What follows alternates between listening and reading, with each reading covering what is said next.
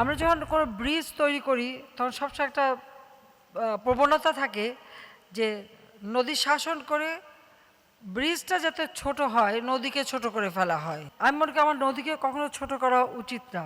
স্বাভাবিকভাবে নদীর যে গতি সেই গতিটা যাতে অব্যাহত থাকে, আর সেই সাথে সাথে বর্ষাকালে যখন বেশি পানি আসবে তখন পানি যেন ধারণ করতে পারে তার জন্য জায়গা অর্থাৎ বাফার জোন রাখতে হবে।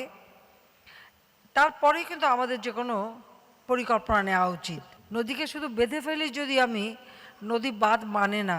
আমি সকলকে অনুরোধ করব এই যে নদীতে বর্জ্য ফেলা এটা বন্ধ করতে হবে। প্রতিটি শিল্প প্রতিষ্ঠান যারা গড়ে তুলবে তারা যেন নদী দূষণ না করে সেই জন্য তাদের বর্জ্য ব্যবস্থাপনা করতে হবে, পানি শোধনাগার করতে হবে। আর সেই সাথে সাথে এমনিও যারা হাঁটতে চলতে বা ব্যবহার করেন কেউ যেন এই রাস্তাঘাট বা এখানে সেখানে বর্জ্য না ফেলে সেদিকে বিশেষভাবে আমাদের দৃষ্টি দিতে হবে। যে এই দেশটা আমাদের নদীগুলি আমাদের রক্ষা করতে হবে। কাজে নদী দূষণ যারা করে তাদের তা বিরত থাকতে হবে।